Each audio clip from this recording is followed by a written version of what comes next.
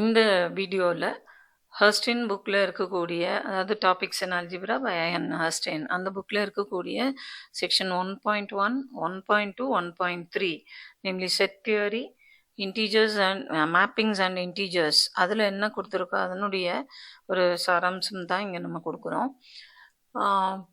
இதில் ஃபஸ்ட்டு நம்ம பார்க்குறது definition of set.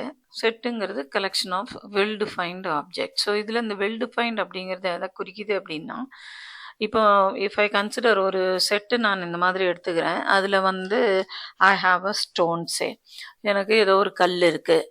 So if I have ஒரு stone I have, then I have some object like this, okay, and then I have one spectacle, இது மாதிரி ஒரு கண்ணாடி ஒன்று இருக்குது. And then I have say ஒரு man is also there, and I have a tree. So இது மாதிரி ஒன்று இருக்குது. இந்த object okay, we shall call it as snake also. Okay, so do we have anything common to them? இதில் ஏதான ஒரு விஷயம் இதுங்களுக்கு காமனாக இருக்குது அப்படின்னா எதுவுமே இல்லை. அப்போது இது வெல் டிஃபைன்டாக இருக்கக்கூடிய இது ஒரு கலெக்ஷன் தான், ஆனால் இது வந்து வெல் டிஃபைன்டு கலெக்ஷன் இல்லை.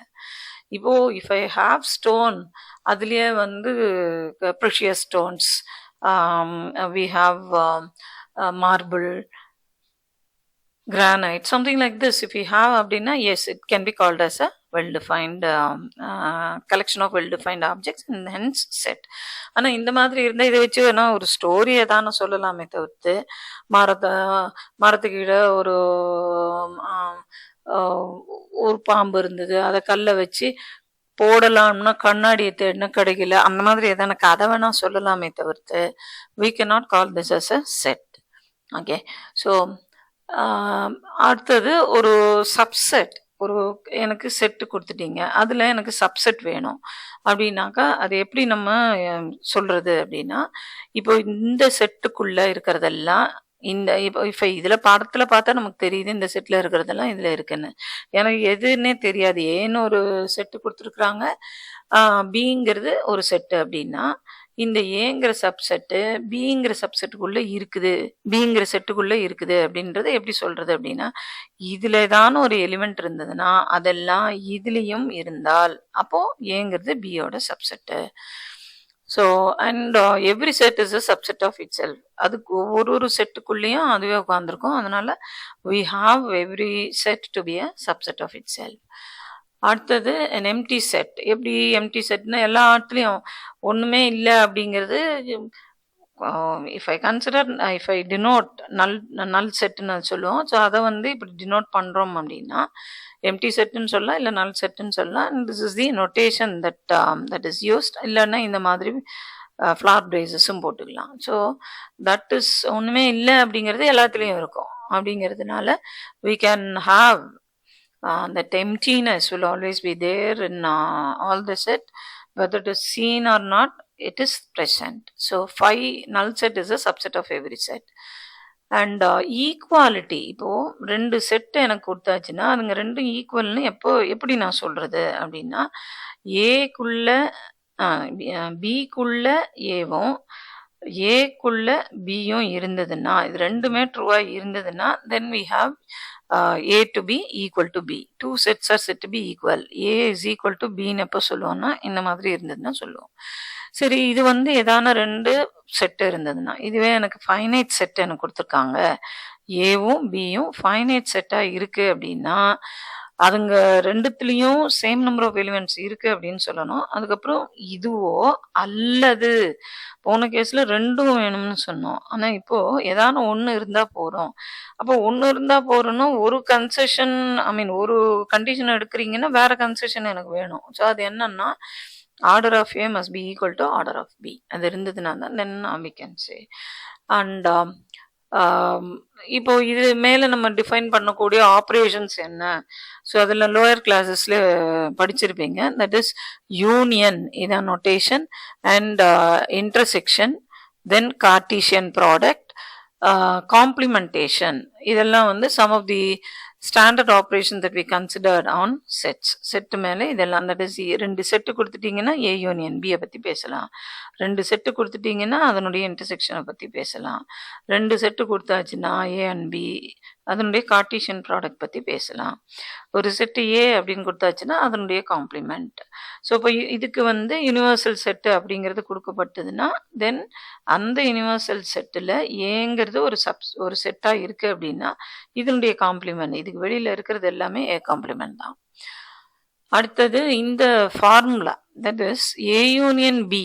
இஃப் ஐ கன்சிடர் திஸ், இப்போ ஏ யூனியன் பியில் எனக்கு எத்தனை எலிமெண்ட்ஸ் இருக்கு, இது ஏ இது பின்னு இருந்தா இந்த ஏ யூனியன் பிங்கிறது இதில் உள்ளது 2 எலிமெண்ட், 2த்துல உள்ள எலிமெண்ட்ஸையும் நம்ம சேர்த்து எவ்வளோ இருக்குன்னு சொல்லணும். ஸோ அதுக்கு ஃபார்முலா சொல்றாங்க. உங்களுக்கு இதில் இருக்கிற எலிமெண்ட்ஸ் தெரிஞ்சால் எவ்வளோ இருக்கு, அதே மாதிரி இதில் இருக்கிறது எவ்வளோன்னு தெரிஞ்சால் ரைட்டா, அப்போ காமனாக இருக்கிறது என்னவோ அதை எடுத்துடணும் நம்ம. So order of A plus order of B minus order of A intersection B. So ஏன்னா இந்த இன்டர்செக்ஷனில் இருக்கிறது ஏல இருக்கு எடுத்துட்டோம், அதே மாதிரி அது பிலையும் ப்ரெசென்ட் ஆயிருக்கு. ஸோ அப்போ இன்டர்செக்ஷனில் என்ன இருக்கோ அதை we have to remove. So this formula எப்போ வேணுமோ நமக்கு அந்த ஈக்குவலன்ஸ் ரிலேஷன் பேஸ் பண்ணி சாப்டர் 2 செக்ஷன் 2.4 அதிலெல்லாம் யூஸ் ஆகும். ஸோ அந்த இடத்துல வில் பி யூஸிங் திஸ். அப்போ இது ஒருவேளை ஏ இன்டர்செக்ஷன் பி இது இந்த மாதிரி இருக்கு, இன்டர்செக்ஷனே அதுங்களுக்கு நல் செட்டா இருக்கு அப்படின்னா தென் நல்ஸ் இந்த இன்டர்செக்ஷன் வந்து நல் செட். அப்போ நல் செட்ல எத்தனை எலிமெண்ட்ஸ் இருக்கணும், ஒண்ணுமே இல்லை. ஆர்டர் அப்படிங்கிறது அந்த செட்டுக்குள்ள எவ்வளவு பேர் இருக்காங்கன்னு சொல்றது தான் ஆர்டர் ஆஃப் ஏங்கிறது, ஆர்டர் ஆஃப் அ செட். அப்போ இதுல எலிமெண்ட்டே இல்லை அப்படின்னும் போது 0 தான் வரும். அப்போ என்ன ஆகும், ஆர்டர் ஆஃப் ஏ யூனியன் பிங்கிறது order of A plus order of பின்னு வரும். அப்போ ஏன்னா இன்டர்செக்ஷன் நல் செட்டா இருந்ததுன்னா, ஏ இன்டர்செக்ஷன் பி நல் செட்டா இருந்ததுன்னா தான் எனக்கு இதுல எலிமெண்ட்ஸ் இருக்காது. அப்போ ஆர்டர் ஆஃப் ஏ யூனியன் பின்னாலும் order of A plus order of பின்னாலும் ஒன்று. அண்ட் பவர் செட்டுங்கிறது collection of all subsets of S.